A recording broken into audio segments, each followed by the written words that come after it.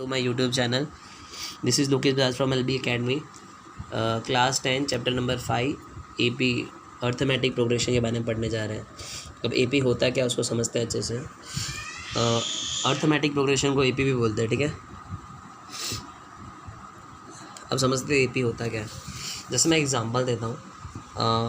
AP apply कब होता है और होता क्या वो समझते हैं. जैसे एक एग्जांपल है कि सपोज़ मैं क्या करता हूँ, हर रोज़ है ना 2-2 रुपये एज अ सेविंग करता हूँ. जैसे मैंने आज 2 रुपये सेव किया, इस तरीके से मैं हर दिन 2-2 रुपये सेव करता हूँ, ठीक है. तो पहले दिन 2 हो गए, फिर सेकेंड 2 रुपये और, तो ये 4 हो गए, फिर 2 रुपये एक्स्ट्रा हर रोज़. मतलब जितना भी सेव करूँगा स्टार्टिंग में उसका फिर मैं 2-2 रुपये ऐड एक्स्ट्रा करता हूँ. जैसे मैं आज 2 रुपये सेव करूँगा तो अगले दिन 2 + 2 4 हो जाएगा, ठीक है. इस तरीके से मैं क्या करता हूँ और बढ़ाता हूँ. तो 2 रुपये ऐड किए तो 6 हो गया, ठीक है. इस तरीके से यहाँ पे हो गया 8, ठीक है. तो इस तरीके से मैं सेविंग करता रहूँगा, ठीक है. तो अगर मुझे पता लगाना है कि मैं मानो 10th डे पे कितना सेविंग करना करूँगा, जैसे मुझे पता लगाना है 10th डे पे कितना सेविंग करना है, तो उसका एक छोटा सा फॉर्मूला है. वो फॉर्मूला क्या बोलता है, TN = A + n-1 और यहाँ पे D, यहाँ पे AN लिख सकते हैं हम लोग, ठीक है. तो यहाँ पे क्या बोल के रखा है हमको, कौन सा, देखो ये जो प्लेस होती है ना, ये वाली प्लेस, जैसे A1 प्लेस हो गई, सेकंड हो गया, थर्ड हो गया, फोर्थ हो गया, तो हम लोग यहाँ पे लिखना है A10. हमको 10th प्लेस पे बताना है कौन सा आना चाहिए. A क्या होता है, जो फर्स्ट टर्म होता है उसी को हम A बोल देते हैं. यहाँ पे A इस सीरीज़ का A क्या है, यहाँ पे 2 है, तो यहाँ पे 2, फिर प्लस, अब यहाँ पे n-1, तो हम लोग को 10th टर्म की बात कर रहे हैं हम लोग, तो 10th - 1 क्या हो जाएगा, 9 हो जाएगा, ठीक है. और D मतलब क्या होता है, डिफरेंस. D कैसे निकालते हैं, 2 का गैप, जैसे मतलब इसका माइनस ये या इसका माइनस ये, सबका 2 ही रहने वाला है, ठीक है. तो हम लोग क्या बोलेंगे, 2 का 2, अभी 10 - 1 9 × 2, और यहाँ पे 2 का 2, 9 × 2 = 18, 18 + 2 = 20. तो हम लोग को पता चल गया कि 10वें दिन मैं कितना पैसा निकालूंगा, 20. चेक कर लेते पहले. 2 4 6 8, फिर 10 हो गया ये 5th डे पे, फिर 12, फिर 14 16 18 और 20.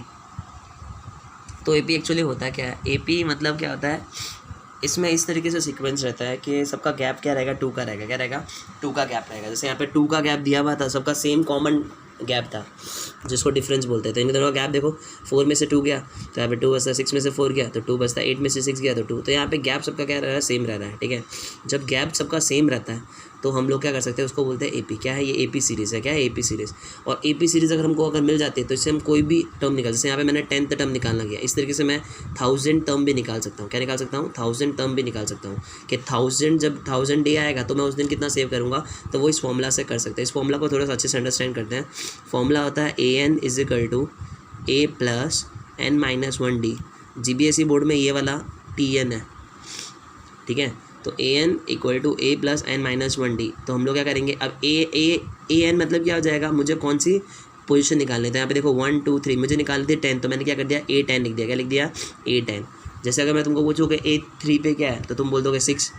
A3 पे क्या है, 6 है. जैसे मैं बोलता हूँ A7 पे क्या है, तो देखो 1 2 3 4 5 6 7, तो A7 पे मेरा आंसर आ जाएगा 14.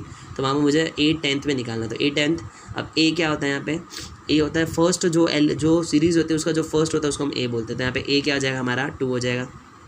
फिर प्लस n-1, हम जो भी टर्म निकाल रहे हैं, जैसे यहाँ पे हम लोग को टर्म निकालना है 10th नंबर, तो मैंने क्या किया, 10 - 1 कर दिया, और मल्टीप्लाई डिफरेंस, सबका डिफरेंस सेम ही है. देखो 2 आ रहा है कि नहीं आ रहा, तो हम लोग यहाँ पे क्या रख देंगे, 2 रख देंगे. क्योंकि देखो 12 - 10 तो भी 2 होता है, 10 - 8 तो भी 2 होता है. कब ऐसा मत कर देना 10 में से 6 गया तो 4 नहीं, दोनों सीक्वेंस में, मतलब जो लाइन में आ रहे हैं उन्हीं को माइनस करना है. इन दोनों को माइनस करोगे तो भी 2 आएगा. अब माइनस कैसे करना है, 10 में से 12 नहीं माइनस करना, जो आगे वाला है उसको पीछे वाले से माइनस करना है. सपोज़ ये 2 है तो इसमें आगे 10 है, तो 10 में से 8 माइनस करना है. अगर सपोज़ ये 2 है तो आगे 8 है, तो 8 में से 6 माइनस करना है. ऐसा नहीं करना 6 में से 8 गया, नहीं, हम लोग को जो आगे वाला टर्म है उसको पिछले टर्म से माइनस करना है, तो हमारा निकल जाएगा, ठीक है. अब इसको हम लोग क्या बोलते हैं, ये बोलते हैं A1, इसको बोलते हैं A2, इसको बोलते हैं A3, इसको बोलते हैं A4, ठीक है. तो इस तरीके से मैंने लिख दिया. तो A10th मतलब क्या होता है, 10वें नंबर. तो 10वां नंबर कौन सा है, देखो 1 2 3 4 5 6 7 8 9 और ये 10वां नंबर है. इस फॉर्मूले से हम डायरेक्ट भी निकाल सकते हैं, ऐसा कैलकुलेट करने की जरूरत नहीं होती. क्योंकि 100 अगर सपोज यहाँ पे कोई बोले 200 निकाल के बताओ, तो क्या हम लोग कैलकुलेट करने बैठेंगे इससे 20 इस तरीके से, नहीं ना. तो इस केस में हम लोग क्या करने का, फॉर्मूला हम अप्लाई कर सकते हैं. तो ये 2 का 2 रहेगा, प्लस 10 में से 1 गया तो 9 9 2 = 18. तो देखो 2 का 2 और 18, तो यहाँ पे आ गया 20. समझ में आया. तो इस तरीके से AP बहुत ही यूज़फुल है, काफ़ी चीज़ें. अब जैसे प्रैक्टिकल का एग्जांपल देने जाऊँ तो AP के प्रैक्टिकल एग्जांपल, जैसे कोई अगर तुम्हारा फ्रेंड ऐसे बोलता है कि अगर मैं सपोज़ 1 रुपये है ना हर दिन सेट असाइड करता हूँ, और फिर उसके बाद में जैसे पहले एक दिन एक असाइड करूँगा, फिर बाद में हर दिन 2 का गैप में रखूँगा। जैसे मतलब एक रखा, फिर अगला 3, फिर अगला 5, फिर अगला 7, इस तरीके से रखता होगा। और बोलता है कि मेरे को बताओ मैं 30th डे पे कितना साइड पे रखूँगा, 30th डे पे, तब भी ये फॉर्मूला अप्लाई होगा। तो फॉर्मूला क्या होता है, वैसे बोलेंगे an इजिकल टू क्या बोलेंगे a प्लस n-1d, क्या लगेंगे a प्लस n-1d। अब an मतलब क्या होगा, मुझे 30 प्लेस निकालनी, तो यह क्या हो जाएगा a 30 इक्वल टू a। अब a मुझे पता रहता है, जो भी सीरीज़ होता है उसका स्टार्टिंग मुझे होता है। अब यहाँ पे 1 है तो मैं यहाँ पे रख देंगे 1 प्लस n-1, तो n तो हमको पता है 30 है, देखो मैं यहाँ पे n की जगह पे 30 रखा था, तो 30 - 1 दैट इज़ 29, ठीक है। तो माइनस कर दिया, मल्टीप्लाई डी, डिफरेंस कितना है इन दोनों का, तो डिफरेंस क्या करेगा, सपोज ये 2 नंबर ले तो इनका डिफरेंस क्या होगा 3 - 1 दैट इज़ 2। ज़रूर नहीं 2 ही डिफरेंस है, और भी बहुत सारे रह सकते हैं, माइनस में भी रह सकता है, पॉजिटिव में रह सकता है। तो ये प्लस अभी 29 2 से कितना हो जाएगा 58 हो गया, और यहाँ पे हो जाएगा हमारा 59, ऐसे कितना आ गया हमारा 59। तो इस तरीके से हमको पता चल गया AP सीरीज़ आइडेंटिफाई करना बहुत आसान है। जैसे अगर सपोज जैसे मैं बोलता हूँ 1 है, 3 है, 5 है, 7 AP सीरीज़ है क्या, तो देखो डिफरेंस क्या है इनका 2, इसका डिफरेंस कितना है 2, कैसे पता चला 3 - 2, इन दोनों का दिया 3 - 2, 3 - 1 2, 5 - 3 2, 7 - 5 2, तो सबका डिफरेंस कितना हो रहा है 2 रह रहा है। तो मतलब ये AP सीरीज़। अब एक और देखो 1 3 5 5 8, चेक करो इनका डिफरेंस कितना है 3 - 1 तो 2, अब इन दोनों का डिफरेंस तो 5 - 2 5 - 3 तो 2, 5 - 5 0, यहाँ पे 0 आया, और 8 - 5 तो यहाँ पे 3 आया, यहाँ पे 2 का गैप, यहाँ पे 2 का गैप, तो यहाँ पे गैप सबका सेम है क्या, नहीं यहाँ पे गैप सबका सेम नहीं है, तो ये AP सीरीज़ नहीं है। तो AP सीरीज़ आइडेंटिफाई करने का यही तरीका होता है। कुछ फॉर्मूलेज बताता हूँ। फॉर्मूला क्या है, देखो अगर मुझे डिफरेंस निकालना है तो मैं क्या करूँगा, टर्म नंबर, या जैसे अगर सपोज an और यहाँ पे करूँगा an-1।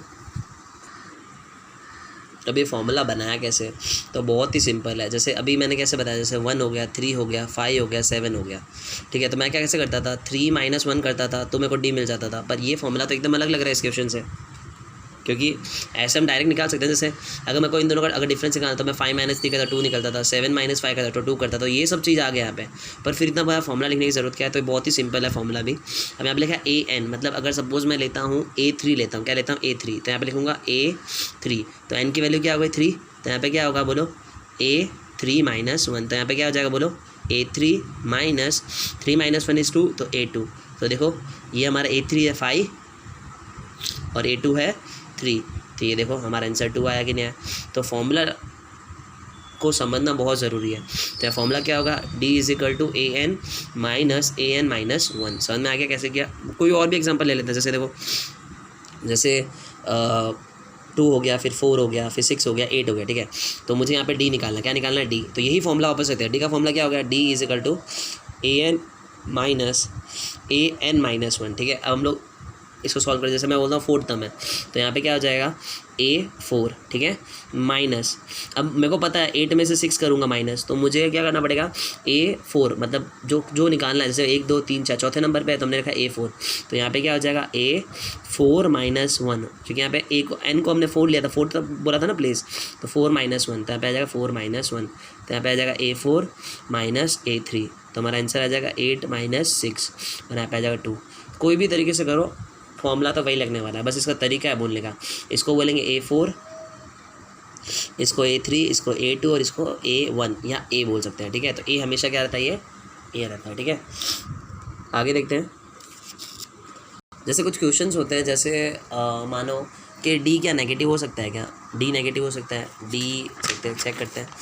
जैसे देखो एक सीरीज़ बताता हूँ, जैसे ये 10 है, फिर 8 है, फिर 6 है, फिर 4, तो इस तरीके से सीरीज़ चल रही है।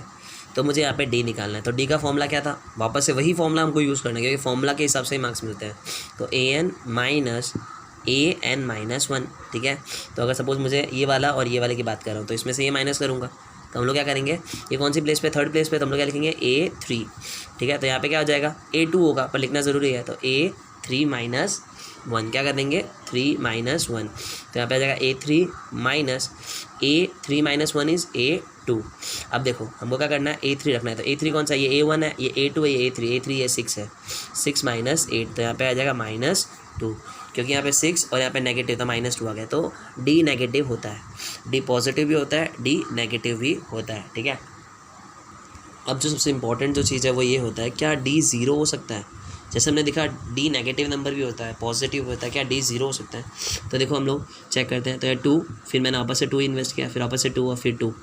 तो इस केस में देखो क्या होगा, फॉर्मूला क्या लगेगा डी का फॉर्मूला क्या होता है, ए एन, फिर क्या होता है a(n-1). Very good.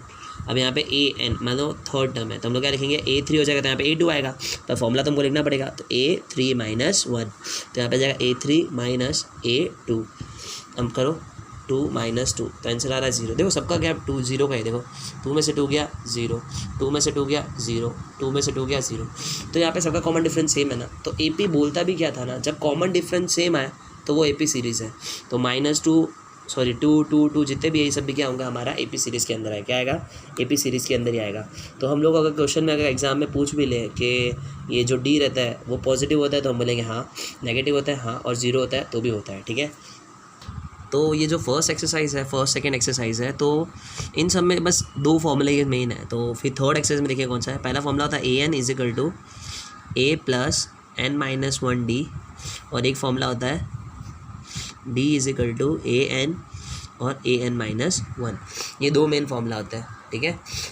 बच्चों को ज़्यादातर कन्फ्यूजन किस चीज़ में रहता है कि ये N क्या होता है और AN क्या होता है। देखो N अलग होता है और AN अलग होता है। कैसे, तो समझाता हूँ। जैसे देखो एक सीरीज़ बताता हूँ, 2 4 6 8 और 10 है, ठीक है। तो यहाँ पे देखो हमको N और AN में फ़र्क बताता हूँ। जैसे मैं बोलता हूँ N है हमारा 9, तो ये पता है क्या बोलता है, 9th प्लेस। 9th प्लेस पे क्या है क्या नहीं है उससे मतलब नहीं, 4th ले लेते हैं, सॉरी एग्जांपल 4 लेते हैं यहाँ पे। तो 4th प्लेस पे है क्या उससे मतलब नहीं है, पर A4 मतलब पता क्या होता है, A4 मतलब चौथे नंबर क्या है, 1 2 3 4, तो यहाँ पे 8 आ जाएगा। समझ में आ गया। तो N मतलब क्या होता है कि वो कौन सी प्लेस की बात कर रहे हैं, तो वो 4th प्लेस की बात कर रहे हैं। तो 4th प्लेस पे क्या है उससे बात नहीं कर रहा, कौन सी प्लेस है वो 4th प्लेस, तो N बोलता है 4th प्लेस, तो ये 4th प्लेस ये रही। पर A4 क्या बोलता है कि उस प्लेस पे है क्या, तो उस प्लेस पे 8 है, तो ये फ़र्क है। जैसे अगर सपोज मैं बोलता हूँ N है तुम्हारा 2, तो N2 मतलब क्या होता है, सेकंड प्लेस, तो सेकंड प्लेस पे उसने मार्क कर लिया।